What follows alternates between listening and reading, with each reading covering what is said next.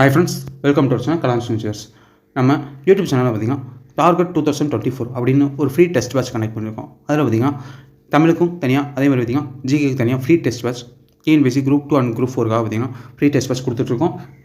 Okay, அந்த வகையில் பார்த்திங்கன்னா ஜிகேயில் 11th ஹிஸ்ட்ரியில் பார்த்திங்கன்னா குப்தர்கள் அப்படின்ற டாபிக் கீழே ஒரு சில கொஸ்டின்ஸ் பார்த்துடலாம், டெஸ்ட் பார்த்துடலாம். ஓகே, நான் எப்பயும் கூட ஒவ்வொரு கொஸ்டின் சொல்லுவேன், அதுக்கான ஆன்சர் எழுதி வச்சுட்டு எவ்வளோ கொஸ்டின் உங்களுக்கு ஆன்சர் தெரியும் கமெண்ட் பண்ணுங்கள். ஓகே ஃப்ரெண்ட்ஸ், வீடியோக்குள்ளே போயிடலாம். ஃபஸ்ட்டு கொஸ்டின் பாருங்கள். பாகியான் யாருடைய காலத்தில் இந்தியாவுக்கு வருகை தந்தார்? எப்படி பாருங்கள், பாகியான் யாருடைய காலத்தில் இந்தியாவுக்கு வருகை தந்தார், அதான் கேள்வி. ஓகே, இதோட ஆன்சர் பார்த்தாலும் இதோட ஆன்சர் பார்த்தீங்கன்னா 2ஆம் சந்திரகுப்தர். எப்படின்னா பாருங்கள், பாகியான் பார்த்தீங்கன்னா யாருடைய காலத்தில் பார்த்தீங்கன்னா இந்தியாவுக்கு வருகை தந்தார்னு பார்த்தீங்கன்னா 2ஆம் சந்திரகுப்தர் காலத்தில் தான் பார்த்தீங்கன்னா இந்தியாவுக்கு வருகை தந்திருப்பார். இந்த பாகியான்றது யாரும் பார்த்தீங்கன்னா ஒரு சீன பயணி. எப்படின்னா பாருங்கள், ஒரு சீன பயணியான பாகியான் பார்த்தீங்கன்னா யாருடைய காலத்தில் இந்தியாவுக்கு வருகை தந்திருப்பார் பார்த்தீங்கன்னா 2ஆம் சந்திரகுப்தர் காலத்தில் வந்திருப்பார். ஓகே, நெக்ஸ்ட் கொஸ்டின் பாருங்கள். இந்த குப்தர்கள் பார்த்திங்கன்னா லெசன் பார்த்திங்கன்னா மொத்தம் பார்த்திங்கன்னா 6th and 11th இந்த 2 டாப்பிக்கில் பார்த்திங்கன்னா 2 ஸ்டாண்டர்டில் இருக்குது. இந்த 2 டாபிக் முடிச்சாவே, 2 ஸ்டாண்டர்ட் முடிச்சாவே பார்த்திங்கன்னா குப்தர்கள் டாபிக் மேக்ஸிமம் பார்த்திங்கன்னா கவர் ஆகிடும். ஓகே, நான் 6th ஸ்டாண்டர்டுக்கான டெஸ்ட் ஆல்ரெடி கொடுத்தாச்சு. அதுக்கான லிங்க் நான் டிஸ்கிரிப்ஷனில் கொடுக்குறேன். இப்போ எழுதாதவங்க பார்த்திங்கன்னா அதை அட்டன் பண்ணிடுங்க. அது படிச்சிங்கன்னா பார்த்திங்கன்னா ஒரு பேசிக்ஸ் ஃபுல்லாக தெளிவாக தெரிஞ்சிடும். இது பார்த்திங்கன்னா கொஞ்சம் டீட்டெயிலாக இருக்கும். அந்த 6th படிக்கிறது பார்த்திங்கன்னா கொஞ்சம் பேசிக்ஸ் இருக்கும். அதோட டீட்டெயில்டு வெர்ஷன் தான் பார்த்திங்கன்னா 11th இருக்கும். ஓகே, டிஸ்கிரிப்ஷனில் லிங்க் கொடுக்குறேன், அதில் போய் ஜாயின் பண்ணிங்க. ஓகே, டெலிகிராம் லிங்க் கொடுக்குறோம். அந்த டெலிகிராமில் பார்த்திங்கன்னா டெலிகிராமில் தான் பார்த்திங்கன்னா நம்ம எல்லா இன்ஃபர்மேஷன், டெஸ்ட் இன்ஃபர்மேஷன், அதேமாதிரி எந்த ஒரு இதாக இருந்தாலும் பார்த்திங்கன்னா டெலிகிராமில் தான் நம்ம பார்த்திங்கன்னா எல்லாமே சொல்லுவோம். ஓகே, போய் ஜாயின் பண்ண இருக்கவங்க ஜாயின் பண்ணிங்க. Okay, second question. கூற்று கொடுத்துருக்காங்க. குப்த பேரரசின் முதல் பேரரசாக கருதப்படுவர் 1ஆம் சந்திரகுப்தர் ஆவார். குப்த பேரரசின் முதல் பேரரசாக கருதப்படுவர் பார்த்திங்கன்னா முதல் சந்திரகுப்தர் அப்படின்னு சொல்லியிருக்காங்க. செகண்ட் கூற்று என்ன பார்த்திங்கன்னா குப்த பேரரசின் 3வது ஆட்சியாளரும் இவரே ஆவார். எப்படின்னா பாருங்கள், முதல் பேரரசர்னா யாரும் பார்த்தீங்கன்னா இந்த 1ஆம் சந்திரகுப்தர், அதேமாதிரி பார்த்திங்கன்னா 3வது ஆட்சியாளரும் இவரே ஆவார்னு கொடுத்துருக்காங்க. ஓகே, இதோட ஆன்சர் பார்த்தோம்னா இதோட ஆன்சர் பார்த்தீங்கன்னா கூற்று 2ம் சரி. ஏன்னு பார்த்தீங்கன்னா குப்த பேரரசின் முதல் பேரரசர் யார் பார்த்தீங்கன்னா 1ஆம் சந்திரகுப்தர் தான். ஏன்னு பார்த்தீங்கன்னா இதுக்கு முன்னாடி பார்த்தீங்கன்னா அதேமாதிரி பார்த்தீங்கன்னா 3வது ஆட்சியாளரும் இவரே ஆவார் அப்படின்னு பார்த்தீங்கன்னா அப்படின்னா இதுக்கு முன்னாடி பார்த்தீங்கன்னா 2 பேர் இருந்திருப்பாங்க. 2 பேர் யாருன்னு பாருங்கள். இதுக்கு முன்னாடி பார்த்தீங்கன்னா 2 ஆட்சியாளர்கள் இருந்திருக்காங்கன்னு தெரிய வருது. இப்போ பார்த்தீங்கன்னா 3வது அரசர்னா பார்த்தீங்கன்னா இவர்னா, இதுக்கு முன்னாடி இருந்தவங்க யார் பார்த்தீங்கன்னா ஸ்ரீகுப்தர். யார் பாருங்க, ஸ்ரீகுப்தர் தான் பார்த்தீங்கன்னா இதுக்கு முன்னாடி இருந்திருப்பார். இதுக்கு முன்னாடி ஸ்ரீகுப்தர் அப்படின்னு ஒருத்தர் இருந்திருப்பார். அவர் தான் பார்த்தீங்கன்னா குப்த பேரரசு பார்த்தீங்கன்னா நிறுவனவர். குப்த பேரரசை நிறுவனவர் யாருன்னு பார்த்தீங்கன்னா இந்த இவர் தான். யார்? ஸ்ரீகுப்தர். நெக்ஸ்ட்டு பார்த்தீங்கன்னா இவரோட புதல்வர் யார் பார்த்தீங்கன்னா கடோத்கஜர். அவர் தான் பார்த்தீங்கன்னா இவங்க 2வது அரசராக இருந்திருப்பாங்க. 3வது அரசர் பார்த்திங்கன்னா 1ஆம் சந்திரகுப்தர். ஓகே, ஃபஸ்ட்டு பார்த்திங்கன்னா ஸ்ரீகுப்தர், அதுக்கடுத்து பார்த்திங்கன்னா கடோத்கஜர், தேர்டு பார்த்திங்கன்னா இந்த முதல் சந்திரகுப்தர். ஓகே, நோட் பண்ணிக்கோங்க. ஓகே, அடுத்த கொஸ்டின். Third question. சமுத்திரகுப்தர் எத்தனை ஆண்டு காலம் ஆட்சி செய்தார்? நான் பாருங்கள், சமுத்திரகுப்தர் பார்த்திங்கன்னா எத்தனை ஆண்டு காலம் ஆட்சி செய்தார் அப்படின்றது கேள்வி. ஓகே, இதோட ஆன்சர் பார்த்தோன்னா இதோட ஆன்சர் பார்த்திங்கன்னா 40 ஆண்டு காலம். எப்படின்னு பாருங்கள், 40 ஆண்டு காலம் பார்த்திங்கன்னா சமுத்திரகுப்தர் பார்த்திங்கன்னா ஆட்சி செஞ்சிருப்பார். 40 ஆண்டுகள் சமுத்திரகுப்தர் பார்த்திங்கன்னா ஆட்சி செய்திருப்பார்.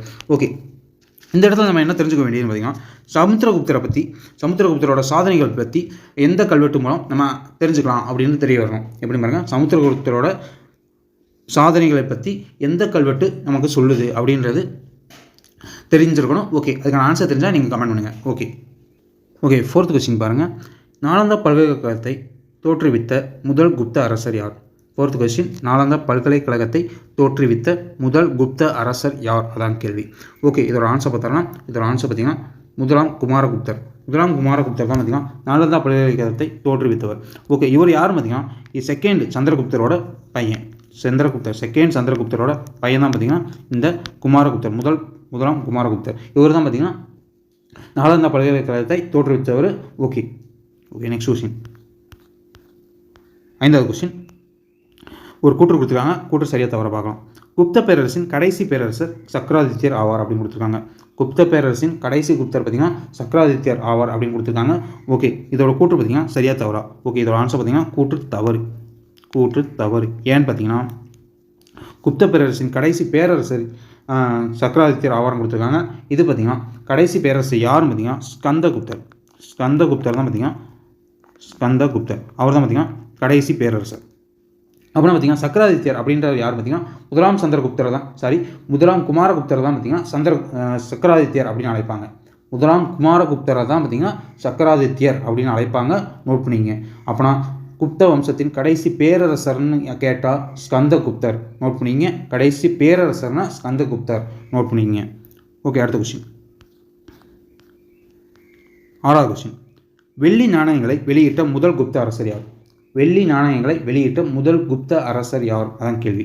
ஓகே, இதில் ஆன்சர் பார்த்தீங்கன்னா செகண்ட் சந்திரகுப்தர். 2ஆம் சந்திரகுப்தர் தான் பார்த்தீங்கன்னா வெள்ளி நாணயங்களை வெளியிட்ட முதல் அரசர், குப்த அரசர்.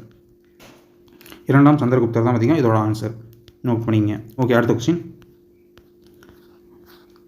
7வது கொஸ்டின். ஒரு கூற்று கொடுத்துருக்காங்க. என்னென்னு பார்த்தாலும், வழக்கமாக சேனாதிபதி என்ற சொல் பார்த்தீங்கன்னா குப்த கல்வெட்டுகளில் அதிகமாக காணப்படுகிறது.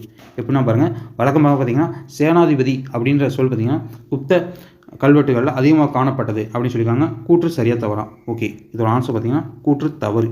ஏன்னு பார்த்தீங்கன்னா குப்த கல்வெட்டுகளில் எந்த இடத்துலையும் பார்த்தீங்கன்னா சேனாதிபதின்றது பார்த்தீங்கன்னா அதிகமாக காணப்படவே இல்லை அப்படின்னு சொல்லியிருக்காங்க. ஏன்னு பார்த்தீங்கன்னா சேனாதிபதினா பார்த்தீங்கன்னா தளபதினு அர்த்தம். ஆனால் பார்த்தீங்கன்னா சேனாதிபதி நம்ம எந்த ஒரு இடத்துலையும் கொடுத்துருக்க மாட்டாங்க. என்ன கொடுத்துருப்பாங்கன்னா பாலதிகிரிதா, மகாபாலதிகிரிதா அப்படின்ற பார்த்தீங்கன்னா காலாட்படைக்கு, குதிரைப்படைக்கு, யானைப்படைக்கு தனித்தனியாக பார்த்தீங்கன்னா பேர் கொடுத்துருப்பாங்க. ஆனால் பார்த்தீங்கன்னா சேனாதிபதின்ற ஒரு வார்த்தை கூட எந்த இடத்துலையும் கிடைக்கல.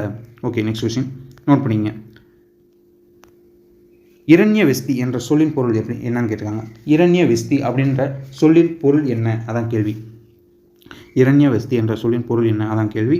ஓகே, நம்ம கல்வெட்டுகளில் பார்த்தீங்கன்னா ஆன்சர் பார்த்தாலும் ஃபஸ்ட்டு ஆன்சர் பார்த்தீங்கன்னா கட்டாய உழைப்பு அப்படின்றத பார்த்தீங்கன்னா இரண்யவெஸ்தி அப்படின்றோட சொல்லோட பொருள். ஓகே, நம்ம கல்வெட்டுகளில் குப்த காலத்து கல்வெட்டுகளில் பார்த்தீங்கன்னா இரண்யவெஸ்தி அதே மாதிரி பார்த்தீங்கன்னா பல சொற்கள் பார்த்தீங்கன்னா புது புது சொற்கள் பார்த்திங்கன்னா இடம்பெற்றிருக்கும். அதில் பார்த்திங்கன்னா அதில் முக்கியமானது பார்த்திங்கன்னா இரண்யவெஸ்தி அப்படின்றது பார்த்திங்கன்னா கட்டாய உழைப்புன்ற பொருளோட அடங்கும். அதேமாதிரி பார்த்திங்கன்னா கிளிப்தா, பலி, உத்ராங்கா அப்படின்ற பார்த்திங்கன்னா நிறைய சொற்கள் பார்த்திங்கன்னா அந்த அவரோட குப்தர்களோட கல்வெட்டுகளில் இருந்திருக்கு. நோட் பண்ணிக்கங்க.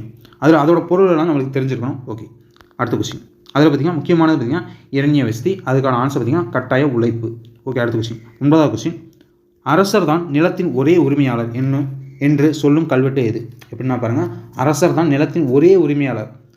எப்படின்னா இருக்கிற நிலத்துக்கு எல்லாமே இப்போ ஒரு இடத்த ஆட்சி செய்கிறாங்கன்னா பார்த்திங்கன்னா அந்த இருக்க எல்லா இடத்துக்கும் பார்த்திங்கன்னா அவர் மட்டும்தான், அரசர் மட்டும்தான் உரிமையாளர் அப்படின்னு சொல்கிற கல்வெட்டு எதுன்னு பார்த்தீங்கன்னா கல்வெட்டுன்னு கொடுத்துருக்காங்க. அது கல்வெட்டு அல்ல, செப்பேடு. சொல்லும் செப்பேடு எது? செப்பேடு என்னன்னு பார்த்தீங்கன்னா ஆன்சர் பார்த்தோம்னா பகார்பூர் செப்பேடு. எப்படின்னா பாருங்கள், பகார்பூர் செப்பேடு. பகார்பூர் செப்பேடு தான் பார்த்திங்கன்னா இந்த அரசர் தான் பார்த்திங்கன்னா நிலத்தோட ஒரே உரிமையாளர் அப்படின்னு சொல்கிறது பார்த்திங்கன்னா பகார்பூர் செப்பேடு. நோட் பண்ணிங்க. பகார்பூர் நோட் பண்ணிங்க. அடுத்த கொஸ்டின். 10வது கொஸ்டின். விளைச்சலில் அரசன் பெறும் வழக்கமான 1/6 வரியை என்னவென்று அழைத்தனர்? எப்படின்னா பாருங்கள், விளைச்சலில் பார்த்திங்கன்னா அரசனுக்கு வழக்கமான 1/6 பார்த்திங்கன்னா கொடுக்கணும் அப்படின்ற வரியோட பேர் என்ன? வரி பார்த்திங்கன்னா என்னவென்று அப்போது அழைக்கப்பட்டது? அதான் கேள்வி. ஓகே, விளைச்சலில் பார்த்திங்கன்னா அரசருக்கு வழக்கமாக 1/6 பார்த்திங்கன்னா வரியாக கொடுத்துருக்காங்க. அதுக்கு என்னவென்று அழைக்கப்பட்டது? அப்போதைக்கு பார்த்திங்கன்னா என்னவென்று அழைக்கப்பட்டது? அதான் கேள்வி. ஓகே, இதோட ஆன்சர் பார்த்திங்கன்னா பாகான்னு அழைச்சிருக்காங்க. எப்படின்னா பாருங்கள், குப்த காலத்தில் பார்த்திங்கன்னா விளைச்சலில் அரசனுக்கு பார்த்திங்கன்னா வழக்கமாக 6/6 கொடுப்பாங்க, வரியாக கொடுப்பாங்க. அதுக்கு பேர் என்னென்னு பார்த்திங்கன்னா பாகா அப்படின்னு சொல்லியிருப்பாங்க. ஓகே, இந்த மாதிரி பார்த்திங்கன்னா ஒவ்வொரு வரிக்கும் பார்த்திங்கன்னா பேர் தெரிஞ்சிருக்கும், என்னவென்று அப்போதைக்கு அழைத்தாங்க அப்படின்னு தெரிஞ்சிருக்கணும். ஓகே, பார்த்திங்கன்னா இப்போ பார்த்தீங்கன்னா கரா அப்படின்னா பார்த்திங்கன்னா இது பார்த்திங்கன்னா வருடத்தில் நிலவரியின் ஒரு பகுதி அல்ல அப்படின்னு சொல்லியிருப்பாங்க. எப்படின்னா பாருங்கள், கிராமத்தின் மீது குறிப்பிட்ட கால இடைவெளியை பார்த்திங்கன்னா விதிக்கப்படும் ஒரு வரி. எப்படின்னா பாருங்கள், ஒரு கிராமத்தில் பார்த்திங்கன்னா குறிப்பிட்ட இடைவெளியில் விதிக்கப்படும் ஒரு வரி தான் பார்த்திங்கன்னா கரா. அந்த மாதிரி பார்த்திங்கன்னா ஒவ்வொரு வரிக்கும் பெயர் தெரிஞ்சிருக்கணும். அதுக்கு எதுக்காக அந்த வரி அப்படின்றது தெரிஞ்சிருக்கணும். நோட் பண்ணிக்கங்க. ஓகே, அடுத்த கொஸ்டின். 11வது கொஸ்டின். நிலப்பதிவின் போது விதிக்கப்படும் விற்பனை வரி என்னவென்று அழைக்கப்படுது? எப்படின்னா பாருங்கள், நிலப்பதிவின் போது விதிக்கப்படும் விற்பனை வரி பார்த்திங்கன்னா என்னவென்று அழைக்கப்படுகிறது? அதான் கேள்வி. ஓகே, இதோட ஆன்சர் பார்த்தோம்னா இதோட ஆன்சர் பார்த்திங்கன்னா கிளிப்தா. எப்படின்னா பாருங்கள், கிளிப்தா அப்படின்றது பார்த்திங்கன்னா நிலப்பதிவின் போது விதிக்கப்படும் விற்பனை வரி. இப்போ பார்த்திங்கன்னா நம்ம போய் ஒரு லேண்டு பார்த்திங்கன்னா ரெஜிஸ்டர் பண்ணோம். அப்போதைக்கு பார்த்திங்கன்னா ஒரு டேக்ஸ் நம்ம பே பண்ணணும் கவர்மெண்ட்டுக்கு. அதுதான் பார்த்திங்கன்னா அப்போது என்னவென்று அழைக்கப்பட்டதுன்னு பார்த்திங்கன்னா கிளிப்தா அப்படின்னு அழைக்கப்பட்டிருக்கு. கிளிப்தான்னு சொல்லுவாங்க, உபகிளிப்தா இந்த மாதிரி சொல்லுவாங்க. நோட் பண்ணிக்கங்க. ஓகே, அடுத்த கொஸ்டின். 12வது கொஸ்டின். மெக்ராலி இரும்புத்தூண் கல்வெட்டு யாருடைய சாதனைகளை குறிக்கிறது? எப்படின்னு பாருங்கள், மெக்ராலி இரும்புத்தூண் கல்வெட்டு யாருடைய சாதனைகளை பார்த்திங்கன்னா குறிக்கிறது? அதான் கேள்வி. ஒவ்வொரு கல்வெட்டும் பார்த்திங்கன்னா ஒவ்வொரு இரும்பு தூண் கல்வெட்டுகள் பார்த்திங்கன்னா ஒரு சிலரை பார்த்திங்கன்னா குறிப்பாக பார்த்திங்கன்னா குறிக்கும். இது பார்த்திங்கன்னா மெக்ரால் இரும்பு தூண் கல்வெட்டு பார்த்திங்கன்னா யாருடைய சாதனையை குறிக்கிறதுன்னு பார்த்திங்கன்னா ஆன்சர் பார்த்தீங்கன்னா இதோட ஆன்சர் பார்த்திங்கன்னா முதலாம் சந்திரகுப்தரை பற்றி சொல்கிறது தான் பார்த்திங்கன்னா இந்த மெக்ராலி இரும்பு தூண் கல்வெட்டு. அதேமாதிரி பார்த்திங்கன்னா இந்த ஆல்ரெடி கேட்ட மாதிரி சமுத்திரகுப்தரோட சாதனை பற்றி சொல்கிற கல்வெட்டு என்னன்னு கேட்டிருந்தேன். அதுக்கான ஆன்சர் தெரிஞ்சால் கமெண்ட் பண்ணுங்க. ஓகே, நெக்ஸ்ட் கொஸ்டின் 13வது கொஸ்டின். பீகாரில் நாலந்தாவில் உள்ள புத்தருக்கு எத்தனை அடி உயர செம்பு சிலை அமைக்கப்பட்டுள்ளது? எப்படின்னா பாருங்கள், பீகாரில் பார்த்திங்கன்னா நாலந்தா பல்கலைக்கழகத்தில் உள்ள புத்தர் சிலை இருந்திருக்கு. அதுக்கு பார்த்திங்கன்னா எத்தனை அடி செம்பு சிலை பார்த்திங்கன்னா அமைக்கப்பட்டது அதான் கேள்வி. பீகாரில் இருந்த நாலந்தா பல்கலைக்கழகத்தில் புத்தருக்கு எத்தனை அடி உயர செம்பு சிலை பார்த்திங்கன்னா அமைக்கப்பட்டிருந்தது அதான் கேள்வி. ஓகே, இதோட ஆன்சர் பார்த்தோம்னா இதோட ஆன்சர் 18 அடி செம்பு சிலை பார்த்திங்கன்னா அமைச்சிருந்திருக்காங்க அவருக்கு. புத்தருக்கு. ஓகே, நெக்ஸ்ட் கொஸ்டின் 18 அடி. Okay, 14வது question. மகாபாஷ்யா என்பது யாரால் படைக்கப்பட்ட சமஸ்கிருத நூல் ஆகும்? எப்படின்னா பாருங்கள், மகாபாஷ்யா அப்படின்றது பார்த்திங்கன்னா யாரால் பார்த்திங்கன்னா படைக்கப்பட்ட சமஸ்கிருத இலக்கண நூல் அதான் கேள்வி.